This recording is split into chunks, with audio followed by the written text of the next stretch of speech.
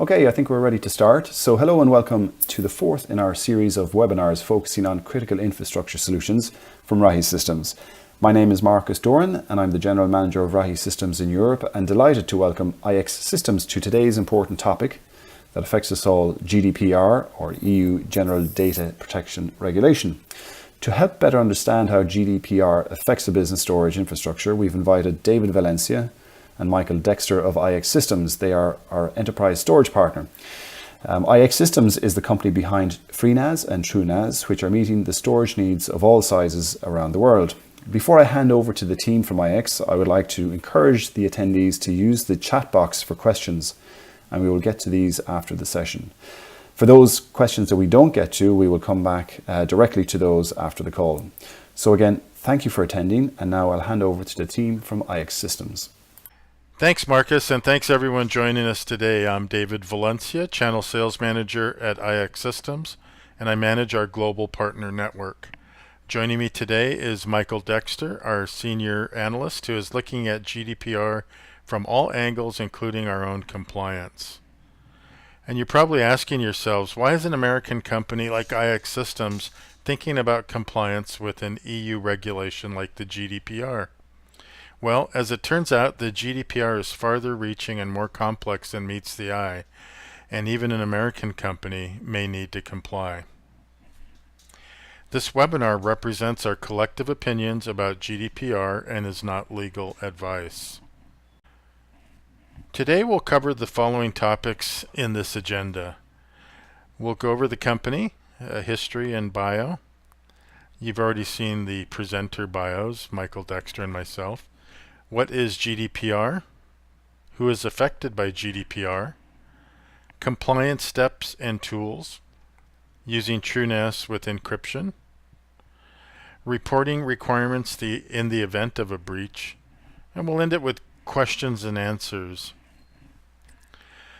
Let's begin with me telling you a little bit about IX Systems and what we do. We were founded in 1996, so that makes us about 22 years old today. We're a hardware and software company with our roots deep in the open source environment. We're self-funded and we're employee-owned, and some people call us the last bootstrapped company in Silicon Valley. We've grown consistently year after year at the rate of about 50%. We're private, we're profitable, and debt-free, and we continually exceed all the revenue and customer growth targets given to us. We've got about 140 employees. I'd say about 40% are in engineering and development. In addition to internally, we also give back to a lot of the open source projects, both in terms of money and also in code. We have a global presence and there's thousands of customers. They range from SMB to enterprise, and many of them have been with us for decades. As I mentioned, we're headquartered in Silicon Valley, and we've won many awards for excellence in design, our quality, performance, and even our support. If you search around, you'll find multiple 5-star customer reviews on the internet. With that, let's turn to Michael for some clarity. Michael, what exactly is GDPR and who is required to comply? Thank you, David, and hello, everyone. The EU General Data Protection Regulation is a very well-intentioned update to the EU Data Protection Directive, which aims to protect the privacy of all EU citizens throughout all EU countries. The goal of this regulation is to put citizens in the driver's seat with regard to the collection, distribution, and use of their personally identifiable information. In practice, this means that any organization that collects or handles personal information must give citizens the clear choice to opt into any data collection, to collect only the information that is needed for a specific purpose, and ultimately to provide the right to be forgotten when the citizen and organization sever their relationship.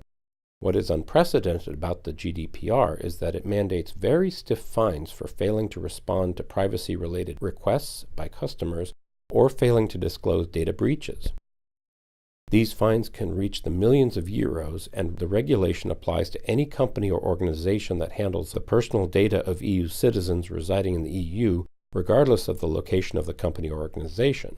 Finally, with the GDPR coming into effect on May 25th of this year, you'd better start preparing for basic compliance if you have not done so already. Thanks for that excellent explanation. I almost feel better. So now that we know what the GDPR is and who is affected by the regulation, maybe you can give us some common sense tips on compliance. Again, folks, this isn't legal advice, but just our take on how you might want to comply. As with any new regulation, consultation with experts is always recommended.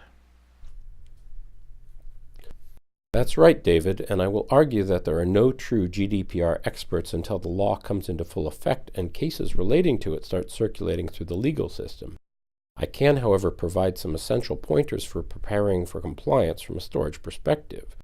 To begin with, your company will need to name or hire a data protection officer, or DPO.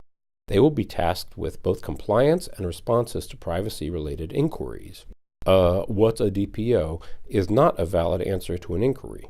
Your IT department will also need to add checkboxes for consent on any web forms that collect personal information, and ideally will build a portal through which users can manage their personal information. If you specifically target EU customers with marketing or services, you may want to service them from separate databases and other information systems. As you may know, every storage product that IX Systems sells is powered by the unrivaled OpenZFS file system. One key concept in OpenZFS is the dataset, which on the surface is simply a folder, but under the hood has the flexibility of a dedicated file system. Datasets can provide you a means of separating data between users and maintains that separation throughout your backup infrastructure. This separation and granularity can be critical for untangling user data and its backups, should you need to comply with a user's right to be forgotten.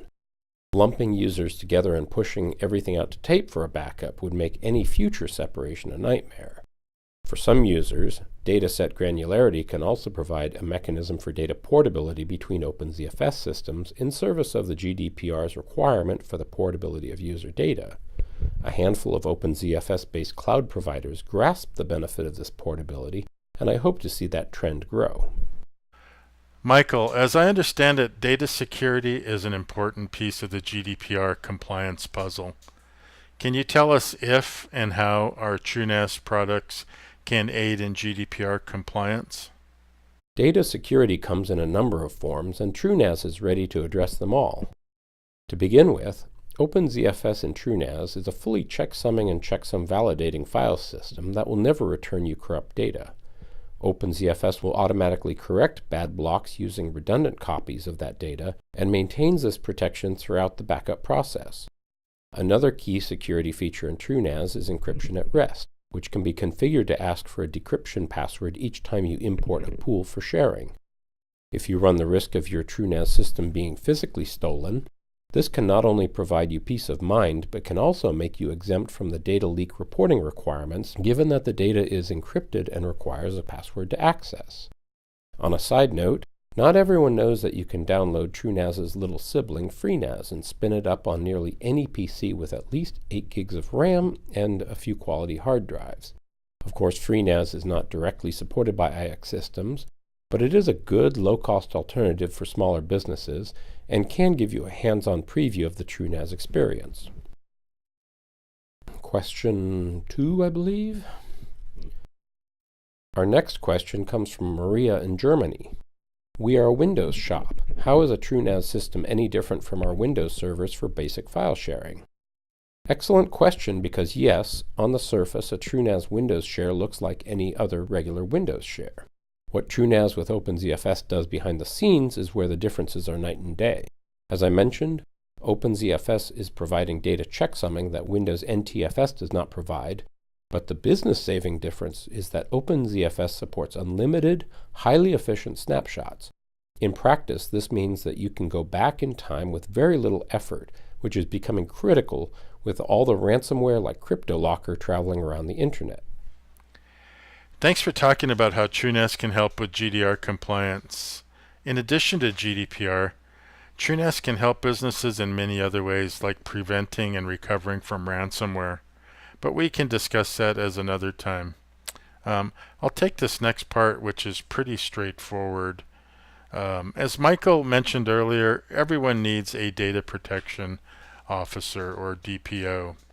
One of the DPO's duties is to prevent data breaches and to report them if and when they occur. The GDPR specifically says, and I quote, "Under the GDPR, breach notification will become mandatory in all member states where a data breach is likely to quote, result in a risk for the rights and freedoms of individuals," unquote. This must be done within 72 hours of first having become aware of the breach. Data processors will also be required to notify their customers, the controllers, and quote, "without undue delay," unquote, after becoming first aware of the data breach, unquote. So, for example, if your organization loses a laptop, it's a potential data breach.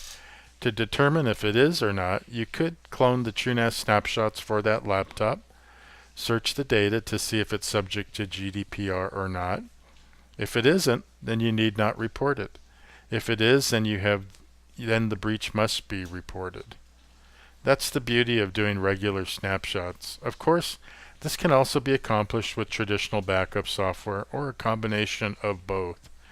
The bottom line is we need to take data privacy and protection seriously and respect the rights of the people that are trusting us with their private data. Question: what are the penalties for non-compliance? Well, that's a great question. Organizations can be fined up to 4% of their annual global turnover for breaching GDPR, or 20 million euros, whichever is more. This is a maximum fine that can be imposed for the most serious infringements, for example, not having sufficient customer consent to process data or violating the core of privacy by design concepts. There's a tiered approach to fines as well. For example, a company can be fined 2% for not having their records in order, check Article 28 for that one, and not notifying the supervising authority and data subject about a breach or not conducting impact assessment. So that brings us to the end of this current webinar. I'd like to thank David and Michael for their thoughtful insight into how GDPR could affect your business. And also thank you to the attendees for their questions and attention during this session. Our next webinar in our series of critical infrastructure solutions will take place on May the 30th in conjunction with our partners from Enlight, focusing on data center infrastructure management. For further details on IX Systems, please visit our website at rahisystems.com.